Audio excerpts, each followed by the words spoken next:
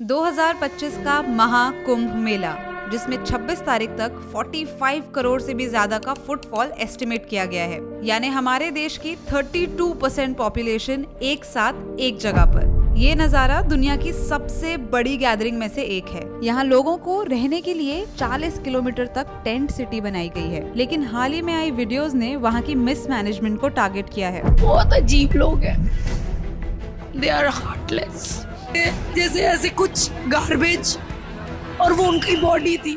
तो क्या आपको महाकुंभ में जाना चाहिए? कहते हैं अगला महाकुंभ 144 साल बाद आएगा। अब ये सच है या फिर कोई मार्केटिंग स्ट्रेटेजी? क्योंकि गवर्नमेंट ने इस इवेंट का कॉस्ट तकरीबन 6500 करोड़ तक लगाया है। सो आज के इस वीडियो में हम यही देखेंगे कि आखिर है क्या महाकुंभ, जिसका जिक्र हमारे वेद पुराणों में भी नहीं है। तो फिर क्यों इतने सारे इंडियंस इस कुंभ मेला को सेलिब्रेट करते हैं? क्या ये सिर्फ पानी में डुबकी लगाकर पाप धोने का रिचुअल है, या इससे भी बढ़कर कुछ और? बहुत सारी असुविधाएं ये है कि जो यहाँ से वहाँ जाना पड़ता है, जो ब्रिज 5-6 किलोमीटर आपको चलना पड़ता है। सीनियर सिटीजन के लिए कुछ तो रखना चाहिए सुविधा, कि जहाँ से आप एक सिंगल रोड छोड़ रहे हैं तो सीनियर सिटीजन रहेंगे तो उनको वहाँ से जाने दीजिए। इन सारे सवालों के जवाब सिर्फ 5% इंडियंस जानते हैं। सो आइए हमारी इस परंपरा को समझते हैं।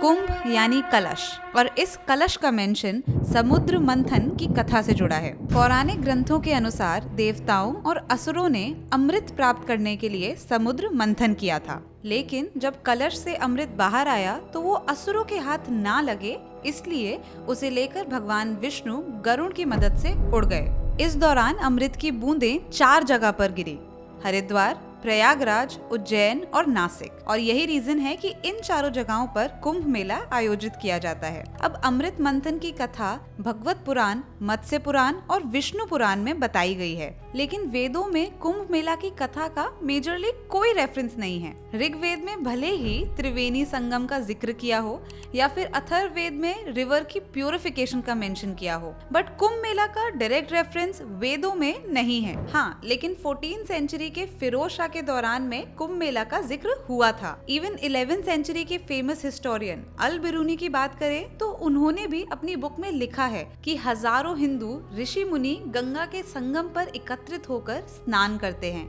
और हम इससे भी पीछे जाएं तो 7th सेंचुरी में एक चीनी यात्री ने अपने आर्टिकल में कुंभ मेला को डिटेल में डिस्क्राइब किया था। सो इन्हीं सब रेफरेंसेस, आर्टिकल्स, कथाएं, वेद और पुराणों को मिलाकर हिंदू धर्म में कुंभ मेला 4 जगह पर मनाया जाता है। अब जगह तो 4 हैं, तो फिर इस बार प्रयागराज में ही क्यों कुंभ मेला आयोजित हुआ? सो इसका आंसर है ग्रहों और नक्षत्रों की स्थिति। ज्योतिष शास्त्र के अनुसार बृहस्पति यानी गुरु, जिसे हम जुपिटर भी कहते हैं, वो सूर्य और चंद्रमा, इन तीनों की पोजीशन देखकर इन 4 जगहों में से एक जगह कुंभ मेला के लिए चुनी जाती है। फॉर एग्जाम्पल, इस बार बृहस्पति मेष राशि में है और सूर्य मकर राशि में है। सो ये पोजीशन के अनुसार प्रयागराज में कुंभ मेला सेलिब्रेट होगा। वैसे कुंभ मेला हर 12 साल में मनाया जाता है, क्योंकि जुपिटर को सूर्य के चक्कर लगाने में 12 साल लग जाते हैं। इनफैक्ट ये भी मान्यता है कि भगवान का एक दिन मनुष्य के 12 साल के बराबर है। और जब ऐसे 12 कुंभ हो जाते हैं तो उसके बाद आता है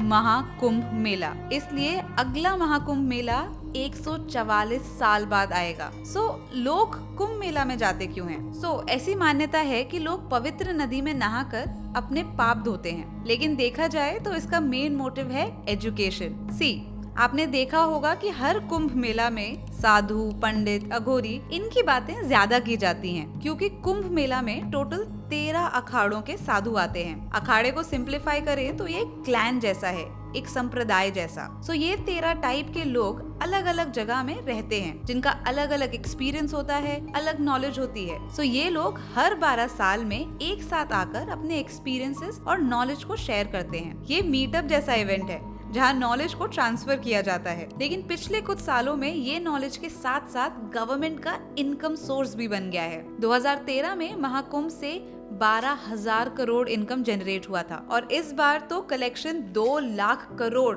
तक का एस्टिमेट किया जा रहा है। लेकिन यहाँ पर आता है मेन सवाल, क्या इस महाकुंभ में जाना सही होगा? सो अगर आप धार्मिक आस्था रखते हो तो फिर आपको वहाँ जाना सही होगा। लेकिन अगर आप सोशल मीडिया एंड ट्रेंड्स को फॉलो करने के लिए वहाँ जा रहे हैं तो ये ऑप्शन आपके लिए अनसेफ है। भाई कोई मत आना प्रयागराज उन्नत को नहाने वाला जो शाही स्नान वगैरह है ना, सब कैंसिल कर दिया और 80-90 किलोमीटर पहले ही भाई रोड भी जाम कर दिया है, क्योंकि ये एक स्पिरिचुअल जर्नी है, ना कि बकेट लिस्ट। सो अगर आपको भीड़ में 20 से 30 किलोमीटर चलने में परेशानी नहीं होगी, वहाँ की मिसमैनेजमेंट से अगर आपको कोई फर्क नहीं पड़ रहा है, तो आप अपनी रिस्क पर वहाँ जा सकते हो।